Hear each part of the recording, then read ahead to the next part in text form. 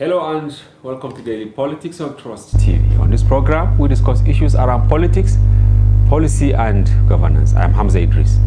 The Plateau State Governorship Election Petition Tribunal sitting in Jos has upheld the election of Governor Muftwang of the People's Democratic Party. The tribunal also dismissed the petition filed by the candidate of the All Progressives Congress, Dr. Nentawil for lacking merit and being incompetent. Trust TV reporter in Jos, Ado Musa, files the report. Independent National Electoral Commission had declared Governor Muftwang as the winner of governorship election held on March 18. But the APC candidate, who came second in the election, Nentawil, had challenged the declaration of Muftwang and asked the court to declare him winner on the grounds that the PDP failed to conduct ward congresses and that there was overvoting in some polling units during the election. The petitioner also argued that the governor did not score the highest lawful votes, asking the court to declare all the vote cast for the governor as wasted votes. Delivering judgment led by the chairman of the tribunal, Justice Erele Ifene, said the issue raised by the petitioner on party structure were pre-election matters and the petitioner lacked the lacus to challenge it. The tribunal also held that there was no evidence that Governor Muftwang didn't score the highest lawful vote in the election. Counsel to the APC and PDP candidates speak on the judgment. Obviously, we're in a judicial system that encourages appeals, and you are all aware that in Nigeria, sometimes decisions of lower courts are overturned in the appellate courts. The petitioner has no cause to challenge the nomination of the governor who is in another party from that of the petitioners. The state chapter of APC, while reacting on the judgment, called on its supporters to remain calm, as the candidate of the party will appeal the judgment at the appellate court. Ado Musa, Trust TV News, Jos. Ado Musa now joins us via telephone to give us more updates on happenings in Jos, hours after the tribunal. Hello, Ado. Yes, hello. Okay, welcome to the program, Daily Politics. Is there a curfew? Let me start this way. Is there a curfew in Jos as we had it in Kano? Well, in the case of Jos, there has not been any curfew because the judgment went peacefully, even though before the judgment day, there were a lot of comments, especially on the social media, where people were making a lot of insightful comments, particularly between the supporters of the APC and the PDP. So then people thought that probably today is going to be a different day. That is, today is going to be very violent. But luckily, everything went well even before the tribunal started. We have security everywhere. When you go to close to the tribunal, you also have security personnel stationed in the area. When you go to inside the premises of the tribunal, you also see security personnel virtually everywhere. So everything went well. There wasn't any curfew imposed by the security. Are there some surprises from the outcome of the judgment today? Well, for the APC, that is the APC supporters, the outcome of the tribunal was very, very surprising, considering the fact that there were previous judgments which now rule in their favor, particularly on the ground that the PDP doesn't have structure on the plateau. So they were thinking that probably today the judgment will also be in their favor simply because the previous judgment ruled in their favor.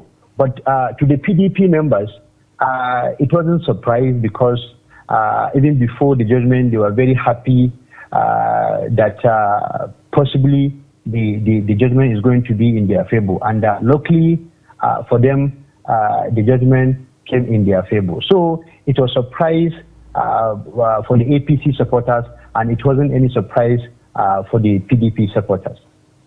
Okay, now separate tribunals, right? I think they had Tribunal A and Tribunal B.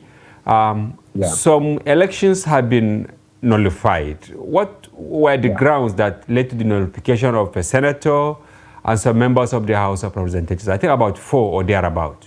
All members of the PDP, yes. Yeah. Okay, well, what happened was, all the APC petition, part of their grounds or one of their grounds or the major ground has been the issue of party structure. The APC believe that because of the claim that the PDP refused to conduct what congresses as ordered by the lower court, or rather a just high court, it means that the PDP is not qualified to sponsor any candidate for an election. And that is why virtually all the APC candidates who now file a petition have this as their first ground that, okay, the PDP doesn't have structure in the state. And for that reason, the party is not qualified to sponsor any candidate. So when you look at the judgment, that is judgment by Tribunal A and the judgment by Tribunal B, you will find it difficult to understand why the judgment came this way.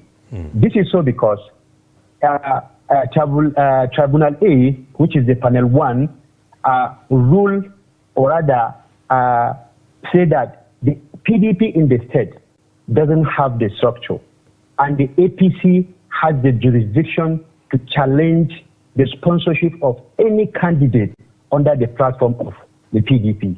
While in panel 2, that is Tribunal B, in that one, the tribunal says, no, the APC doesn't have the jurisdiction to challenge the sponsorship of any candidate based on the structure.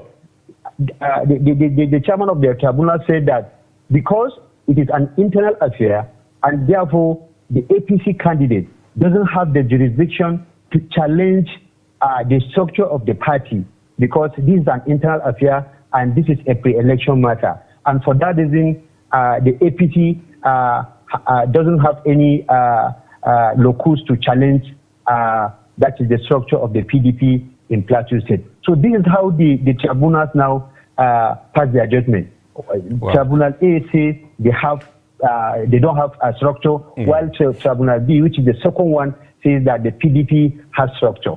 Now, is the APC heading to Court of Appeal, that is for the governorship, and PDP, are they also planning to go to Court of Appeal for their chairs that have been taken, by Tribunal B? Okay, soon after that is today's judgment, the counsel to the APC candidate, Edward Pajok, now told journalists that they are very ready to go to that is appeal court to ensure that they reclaim, their mandate. He confirmed to journalists that yes, this is something that they will not leave it like this. They will have to go to appeal court, and they are very optimistic that when you go to appeal court, they will definitely get their mandate. And the PDP also is saying that whatever decision the APC is taking, they are ready. If they go to appeal, they are also ready to also meet them at the appellate court. All right. Thank you very much, Ado, for the update on happenings in Plateau State. Stay safe as they head to the Court of Appeal. Thank you very much. And similarly, during the week, the State Governorship Election Petitions Tribunal in Kano stated that Governor Kabir Yusuf was removed and on different grounds put together by the APC. They cited a lot of discrepancies in his election. Similarly, there was similar situation in Enugu State, which ruled in favor of Governor Peter Amba of the People's Democratic Party, dismissing the petitions filed by the Labour Party and its candidate Chijioke Edeoga. The tribunal, led by Justice Kudrat Murayo, ruled that Adeoga and the LP failed to prove their allegations that Mba submitted a forged NYSC discharge certificate and that there was overvoting in the election. The tribunal also held that the National Youth Service Corps certificate is not a requirement for contesting governorship election. And still on the matter, the Bauchi State Governorship Election Petition Tribunal upheld the election of Bala Mohammed of the People's Democratic Party. The tribunal dismissed the petitions filed by the All Progressive candidates and that party and its candidate Sadiq Abubakar. The tribunal found that there was no strong reasons to nullify the elections as it was conducted in compliance with the law. And viewers, as you know, today is your day and we will be discussing some of the outcomes from the election petitions tribunals. Feel free to call and contribute as soon as the telephone line is open. But before then, joining us in the studio to share perspectives on the issues is Dr. Andrew Elisami. He's a political analyst with a doctorate degree in political science. Welcome to the program, Doctor. Thank you, Hamza, for having me. We're happy having you. Thank you so much for having me. Yes, you've seen our tidbit from Plateau, Kano, Enugu, Fireworks. and Bauchi. Yeah, fireworks. Sort expectations, dash hopes, yes, and all that. Yes. In Plateau, quite a number of PDP senators, a senator and members of the House of Reps were removed on grounds that there was no structure. Yes. And APC supporters were upbeat that it will be the same for the governorship, yeah, but it turned out to be a different ball game. Why are we having this as a political scientist? First of all, let me congratulate the people of Plateau State, the state of peace and tourism. And there is no uhuru yet for Plateau people, but somehow, at least relatively, there's calm in both camps. But the other firework where the armor is being loaded so that they can really shoot their grenade is heading to appeal courts to appeal the judgments of the senator who lost the seat. As from the panel B. Yeah, panel B. One, I don't want to query or question the judiciary why there's panel A and there's panel Well, they B. did that in virtually all the states. Yes. You know, the panel A normally attends to the governorship, while panel B attends to the both Senate and the yes, and in House Plateau, even panel B has part 1 or part 2. Yeah, yes. You know, they share themselves Yes. to attend to some of the cases. Well, if you look at it that way, we have the governor who has at least have a rest of mind, so he can really hit the ground running. Then the senator who was removed is going to start battling with how to reclaim back his seat. Then the APC candidates are really feeling that, okay, there is no local standing for them to be in power. Yeah. That because they were not properly brought in, there was no proper election. Yeah, at ward and local government. Ward level, yeah. and local government, they had time to go in from one ward to another to say that, okay, there was no proper institution that held them to contest for that election to even win. That was why they went to court. Be it as it may, they will also appeal.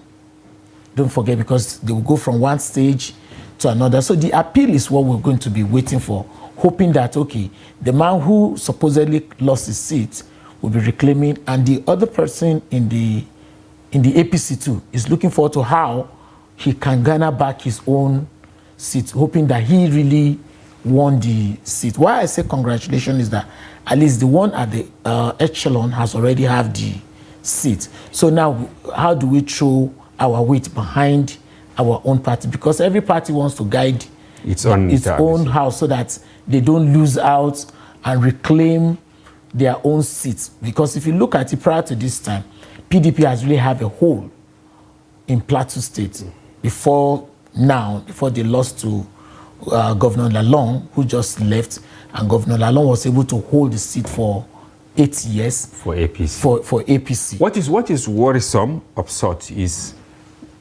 you see similar issues, even though the learned men said that you can see an issue as if they are the same. But when you look at the technicalities, that is when you now pass different judgment. In Plateau, the tribunal said that that APC is the members there, they are meddlesome interlopers. That why are they peeping into the house of another party to ask them that they didn't do something? They don't have that locus. But in Kano, for instance, one of the prayers of APC, which was accepted, was that the governor, Kabiru Yusuf, wasn't a member of NNPP at the time of election. And the tribunal accepted that. If you look at Kano State is a force. Kano State is where the whole country focus on. There are 3 power blocks in Kano State. Former Governor Shekarau, His Excellency Rabiu Kwankwaso, and here we have Ganduje, His Excellency, the governor that just left. So these are 3 power blocks. Prior to this time, it used to be 2. Governor Shekarau and His Excellency, former Governor Kwankwaso. Yeah. At the time they were together, and then even they were never together at the same time in one camp. But this time around you see Ganduje being in the same camp, with Kwankwaso, and then Shekarau, yes. So that's why I say there are 3 blocks. If somehow Malam Shekarau is a bit quiet now, it's not as vibrant as it used to be. But Kwankwaso and the Governor Ganduje has been a force, and they are both wearing a red cap, and both of them now are people that the Kano people look up to. I don't want to be biased, but I think they look up more to Kwankwaso more than they look up to Ganduje. So I perceive. But without prejudice to what is happening in the courts, of course they have passed judgment. We can comment on some of the things now. It's like the powers of Kwankwaso has been decimated to greater extent, even though some people believe that at the grassroots he is still very strong. If you look at what is trending right now, you find out that some die-harder, I don't want to say die-harder of Governor Kwankwaso are still saying that if you want to, I saw a video recently that was sent to me that if you want to take away power from Kwankwaso, you have to get to us first. They are ready to die for him. You can imagine that kind of love. The guy was saying it in Hausa and they were translating it. He was saying if you want to take governorship away from Kwankwaso, you have to come through us, which means if you come through us, you have to kill us. I just imagine that kind of love for Governor Kwankwaso over him, saying people will say, okay, they really love him that much. And if you look at Ganduje is a power block now. Ganduje is the chairman of APC. Party, and it's a slap on his face if power is taken away from him. That means he does not have a hold.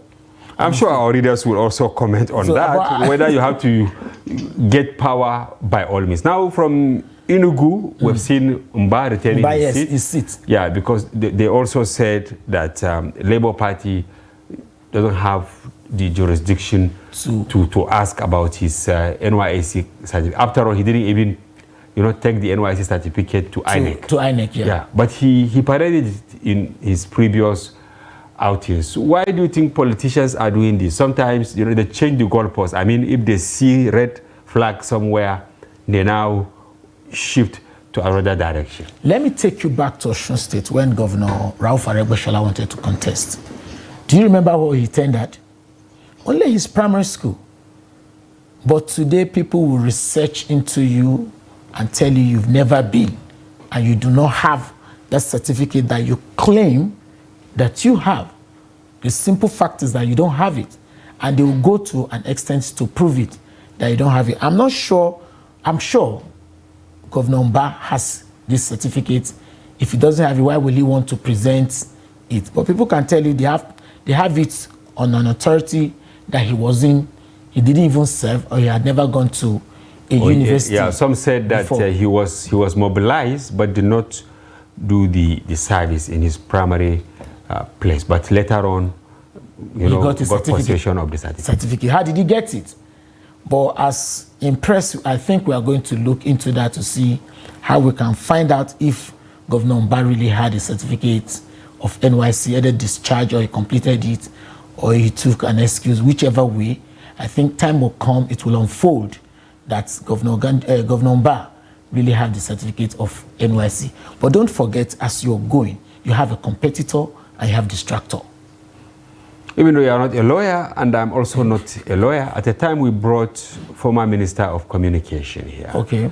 Yes, and he said, even if it is found that the certificate, because he didn't also serve, you know, he didn't serve. So he said, there is no law that says you must serve.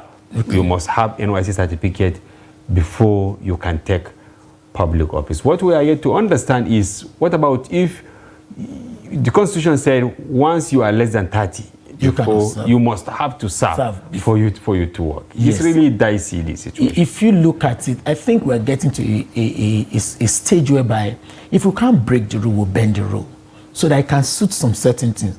A lot of people want to serve, but you tell them that age has caught up with them. They cannot serve. So they have to get a discharge certificate, which means, okay, they actually got it. But some people want to feel what they feel in the camp, how it is gone, the orientation, the drilling, and the rest. Some people say, okay, age has caught up with me. Just give me the discharge certificate. And I'm sure they don't write it there that it's a discharge, because both of them are discharged. Either you serve or you don't serve. You have been discharged as a youth corps member. So, but when you come back to politics, when they want to hunt you, which in the local parlance we call it a winch hunt, you find out that people will go to extra mile to go and find out if you actually serve or you didn't serve. Coming back to Kemi Adeosun, the other time that really trend, at the end of the day, I saw another video that she was just laughing. That it took her 13 or how many months for her to get out of either she served or she didn't serve. Why is this always the case? What are they waiting for? Technically, they wait for you.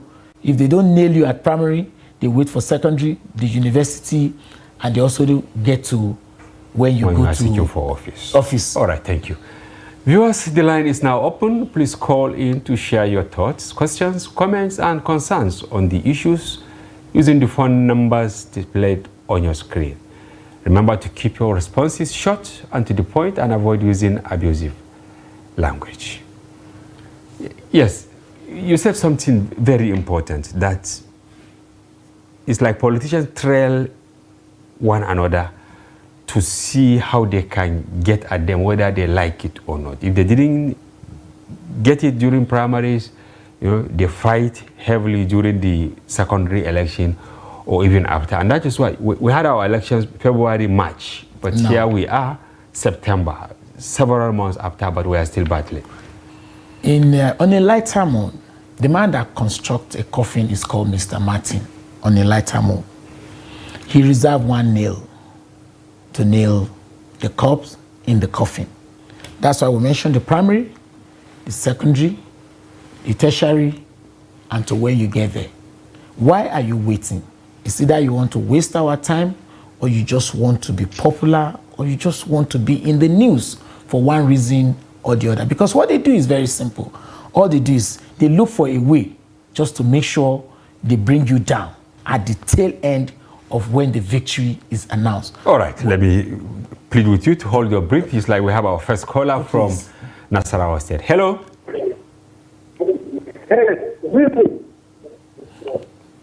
Go ahead. Good evening.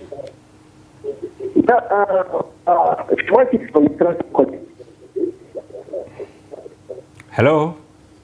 Okay, we lost the caller. Our first caller, we lost him. We hope you call back. Yes, please call back.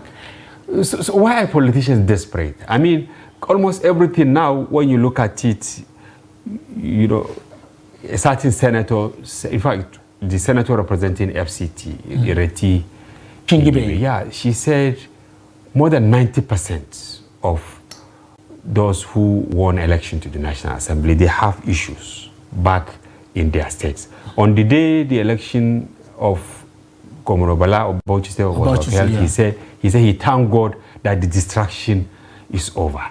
Meaning that since after the election, most of these people are really having sleepless nights because they have issues to sort out in the courts. When are we going to get some of these things over? I think we need to really, really go back to the Constitution that makes you to want to contest for an election. What are the factors that are militating you to want to contest for an election? okay, one, they bring a book for you to sign. You want to be a governor, House of Rep, and the rest. You look at it through. You don't have the criteria, yet you want to go in to want to contest. Now, if this is what they ask you in point A, supply us with the information of point A. But you find out that some of them don't even supply the whole information. And they are distractor or you remember I used that word distractor. They are waiting for them. Just one window is what they are waiting for. Is the window closed? Is it jammed? Or is left half? Or there's a hole there they can pierce through. Once they see this opportunity, they go in. I don't know if you get me. They go in. Already the paper is there. I have signed. I want to serve my people. That's what they say. My people ask me to come and serve them. My people say they want me to. It's always during the people. campaign, yes. You understand? And in politics, there are two ways. It's either some people look at it, I want to rule. In military parlance, we use it as a rule. In politics, is you lead. People don't want you want to lead by force. I don't know how many of the people want you for you to want to lead them, that you have come to want to lead them. Now, some people say, okay, this particular person is okay for us, for him to lead us. You understand? Okay, let him lead. At the end of the day, they were not there when you started, but they'll go and wait for you at the finishing line. Okay, we have our regular caller from Nasarawa, Shamaki. Nice to have you again. Welcome to the program. Thank you very much. Good evening once again. Good evening, Shamaki. Go ahead. On the issue of Kano State Tribunal, there is nowhere the Constitution says that ballot papers must be signed or stand before use. Everybody knew that Abba Gida of ANC won election, from House of Assembly to Reps and even Senate, all set by ANC. So that verdict is unacceptable and uncomfortable as far as democracy is concerned. So this is my take. All right, Shamaki, thank you very much. Yes. Thank you very much. Yeah, thank God. You know, they have opportunity to go to the Court of Appeal to prove their case. Yes. You heard Shamaki from Nasarawa. He's making reference to the case in Kano. I also read something in the morning. Yeah, that ballot paper mustn't be signed, provided polling agents, you know, and agents of political parties, the polling officers, they are all there. I don't know whether that is correct. If you look at it, in Nasarawa State today, we still have an issue. Governor David, Mbogado is still in court. Okay, Mbogado. Yeah, Mbogado. Yeah, Mbogado. Yes, Mbogado. He's still in court over the issue that he actually won the election. And Governor Bello of Nasarawa State too is claiming the victory. So that it's either David is distracted. Engineer Abdullah Sule. Engineer Abdullah Sule, yes. Sorry, I missed the name. Yeah, Bello is Kogi, yes. Bello, Kogi, and I think another state has Bello. Yes. All right, sorry about that. Governor Sule in Nasarawa State too must be feeling distracted by this so-called, maybe David is on his trail, just to make sure, okay, this and that. That's why I said, if you cannot break the rule, we need to bend the rule. You see that we bend it a little. Is it that we Nigerians should bend the rule, or no. Politicians? The politicians and the electorate. But is it correct to bend the rule? Why we should bend the rule is because we need this rule to suit what is happening now. If you write me a constitution 30, 50 years ago, it cannot suit what is going on now. Okay, you are talking about amendments. Amendment, that's exactly. Okay, we have another caller from Suleja in the person of Aliyu. Aliyu is also our regular caller. Aliyu, welcome to the program. Thank you. Good evening. Good evening, Aliyu. Yes. Good evening to our guest. Okay, go ahead, Aliyu. Thank you. Under Idris, you are doing wonderful stuff. You are at probably the best. Thank you. At what you are doing, and we really appreciate your effort. Thank you very much.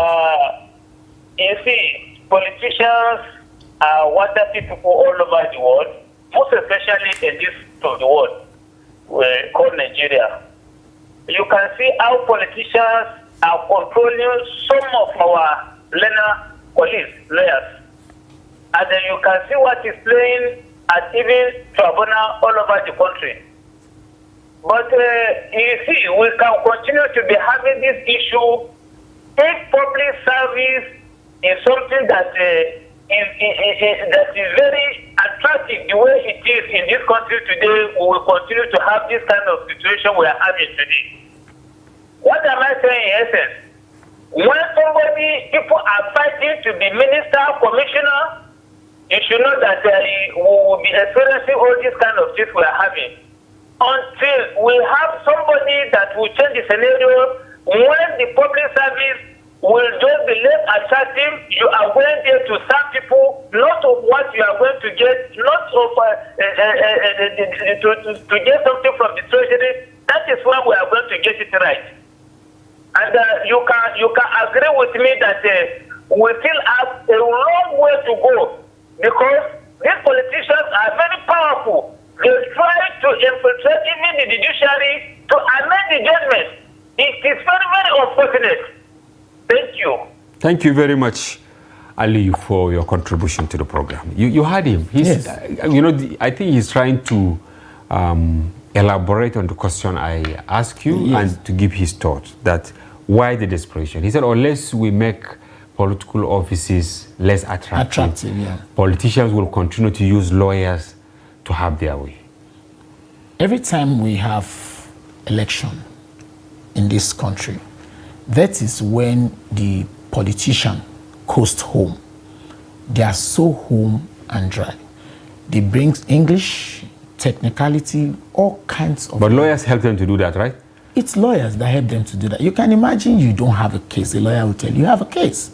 We can do this, do this, do this. Number one, it takes a lot of our time. And there will be endless adjournment.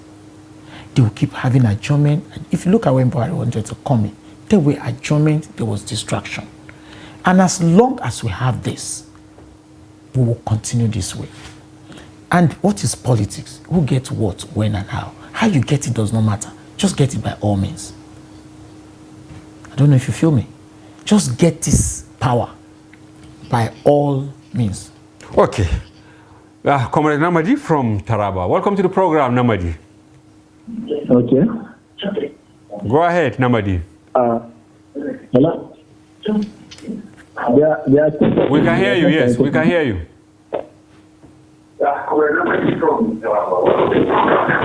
Yes, my thoughts. Okay, can you step away from your TV set? Can you step away from your TV set so that we can hear you? Okay, no problem. Yeah, no problem. It's okay. Okay, go ahead. Yeah, I am Comrade Namadi from Taraba State. My thought is about the tribunal judgment of the Kano State. Okay. Go ahead. Yeah, it's okay. I said my thought is about the judgment of the tribunal. We can hear you properly, yes. What are your thoughts? Yeah, my thought is that, please, I want for the judiciary to set their image before the public. I think the judgment passed against the incumbent governor of the Kano State, Abba Kabir. Yeah. Hello? Go on. Yes. So, and my difference is that, even the illiterate, they know that Kano State, not how they've been going, that the power of the governor of the state. And in Kano, I think the incumbent was, during the election, the incumbent was APC, which is Ganduji, and he's supporting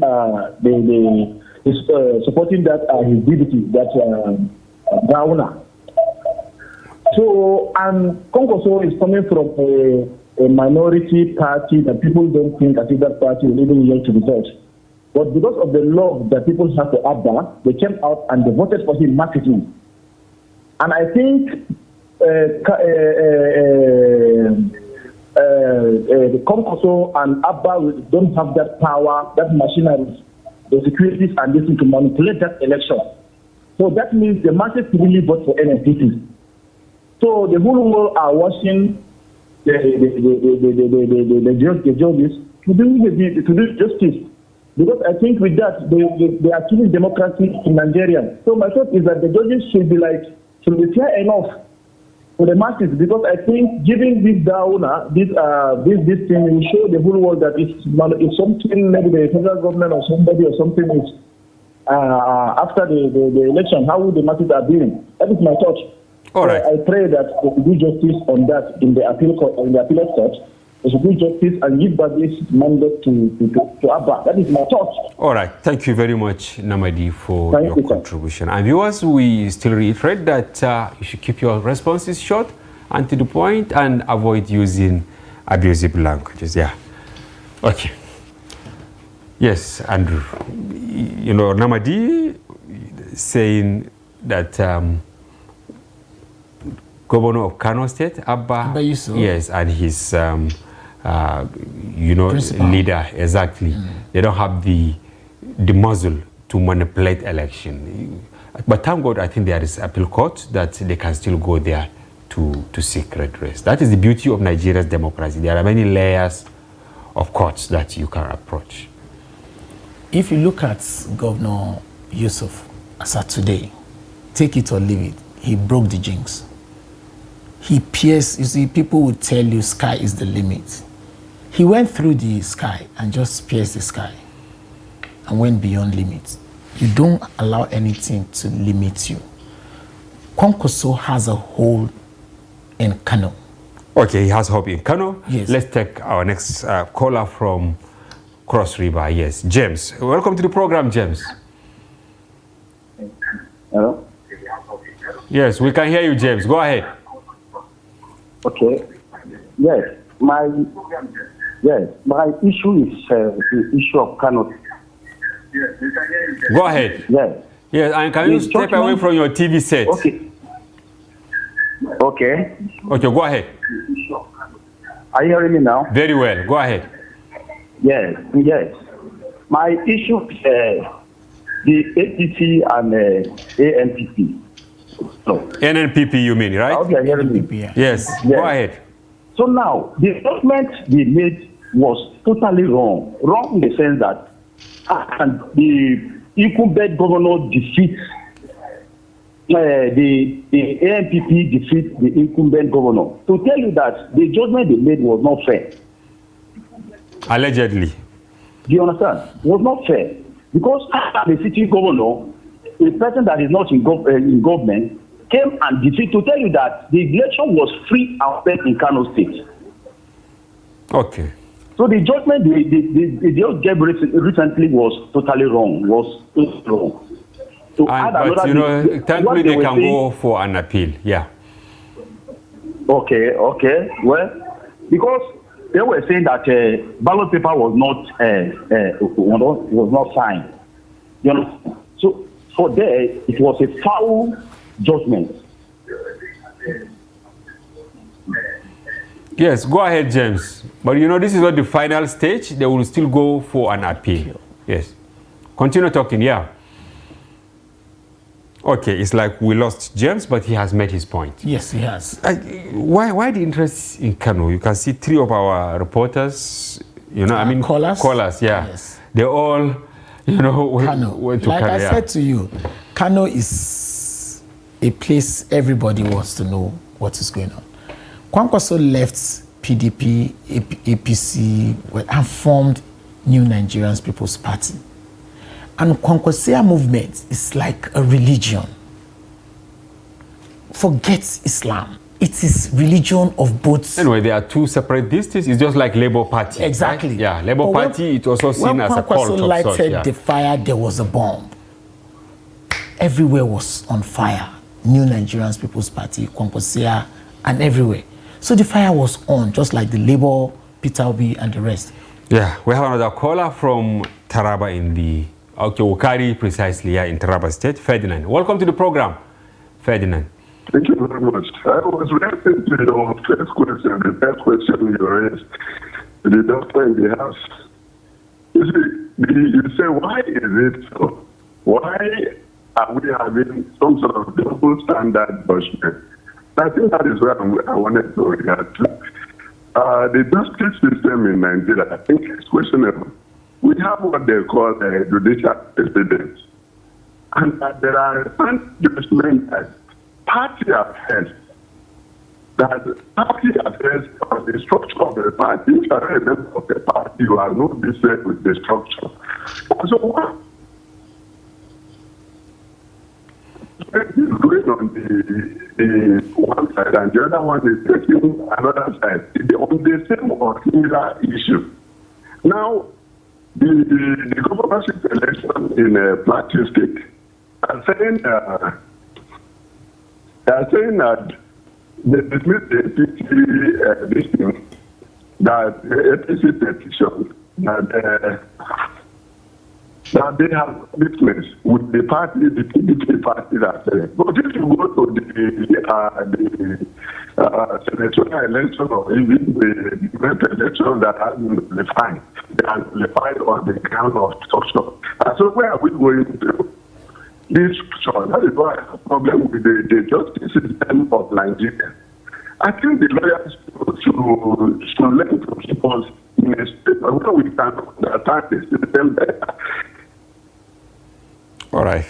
Yes, Ferdinand from Taraba. Thank you very much for your contribution. Even though the line was, shaky, but I picked one or two things. Yeah. He spoke on judicial precedents, and then he also spoke on, certain political party or members of a certain political party going into the affairs of another political party. Don't you think this is actually room for us to once again fine-tune our Electoral Act and other laws? Politics is all about interests. And let me remind you again what I said.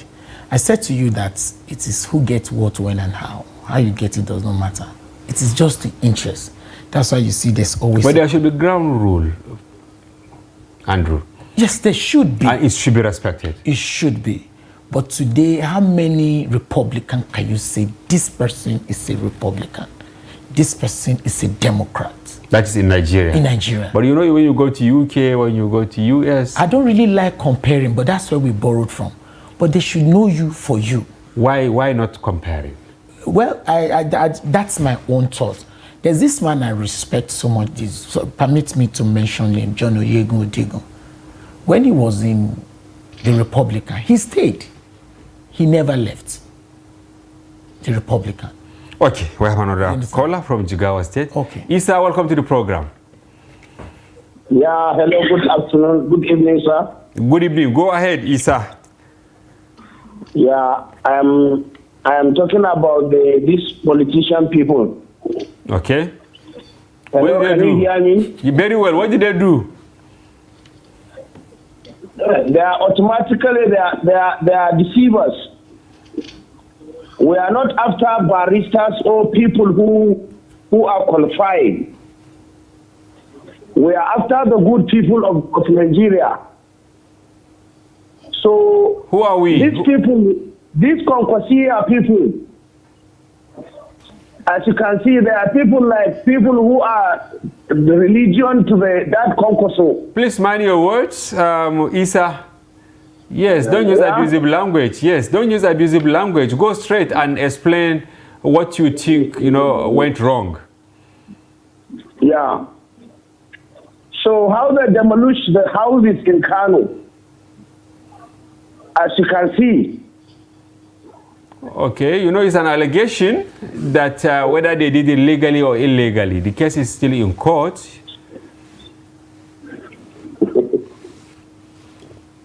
All right. Isa, thank you very much for... That was Isa. Yes. From Nigerians, they all see the issue from different perspectives. He's taking his own case to what, Abba did in the last 3 months. But you said Abba broke the ceiling, right? No, I didn't say. I said he pierced. Okay, he pierced the sky. Or the sky, okay. So you can see so we're still talking about how to get it right. Yes. Now, from what we've seen so far, what do you think the National Assembly should do? Because number one, we are putting a lot of energy, in the court. Even the politicians are confessing that they are taking a lot of their time or wasting it in court. If you look at it, there's so much in the oven now for the National Assembly. There's distraction, fireworks, the seats. Many of them are trying to sort out their cases. Yes, their cases. So they don't even have time for themselves. So by the time they will sit, before you know, they are exhausted, they want to go for one break. And they are still on recession as we speak now, even though they are holding meetings at committees level. Will you recommend that maybe the constitution should be amended, that nobody should be sworn in until he's cleared? Yes. Well, if you look at it, they also bring technicalities. If you see today now, we have staggered election, which is expensive for us. All these staggered elections. The off-season election. You understand? By November now, Imo, we're expecting Kogi, 3 and Bayelsa. And Bayelsa. 2024, we're expecting Ondo. You understand? So it's really taking our time, and we're spending a lot of resources just to make sure. And the security and the rest. And unless something happens, Kano will go the way of off-season election also. Unless something happens. But it is good that we have at least different parties in the House, not just these two parties of APC and PDP that held us for a while. But today, let's have other parties. Thank God for Labour and NMPP. But sadly, some of these parties are losing their seats. If you go to the South, the Labour Party has lost many seats, even though they still have room to go to the Court of Appeal. Yes. So if you meaning that a lot of encumbrances on the ways of the upcoming political parties. Yes, that's why a lawyer once said to me that in politics, make sure you belong to the party in power, because you can never fight the party in power. But he also forgot that one day the party in power might also fizzle out. Just the way we had PDP fizzling out. Do you understand? So that was what he forgot to tell me. He told me this when PDP was on, you understand? But he didn't know that there will be a time that PDP will not be in play, and it will be a case of another political party coming into power and making its way.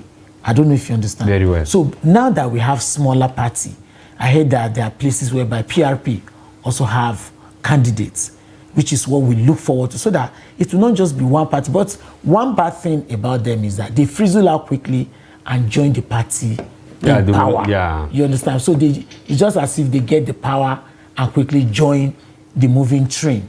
I don't know if you feel. I had a discussion with somebody one day who just told me that, okay, Party A wants to take over the whole parties in the country, so that this party can just belong to the chairman of Board of Trustees of PDP, Wabara, right? Wabara, Yes, a few days ago, he also made allusion to the claim that they will not allow the APC to establish one party system in Nigeria. Yes. So if you look at most politicians, they take oaths, but they don't follow the oath. Before you know it, they pledge allegiance to another party quickly. Reason why, I don't know. Why will you swear an allegiance? Why will you swear an oath to a party A? All of a sudden, you just change. You can see so many of our politicians, I don't want to mention names. You see how they just keep moving from one party. Cross-carpeting. Cross-carpeting, that's the word. So I hope that before 2027, we fine-tune. Hope you didn't forget that. Hope you don't forget that. Finally, they are already planning for 2027. Exactly, and that should be a topic for another day. For another day. Yes, thank you very much, Dr. Andrew Ilisami. Thank you for having me to the program, and we hope to have you again. Thank you for having me. Yes, and viewers, that's a wrap on today's package. We sincerely hope you found the conversation engaging and informative. And be sure to join Daily Politics Live, airing every weekday, and also our special package on Friday, during which we open our telephone line for you to comment on national issues. We apologize to many of our callers whom were unable to pick their calls. Try again next week. We'll certainly pick your call. Once again, thank you for watching. Bye-bye. For now, I'm Hamza Idris.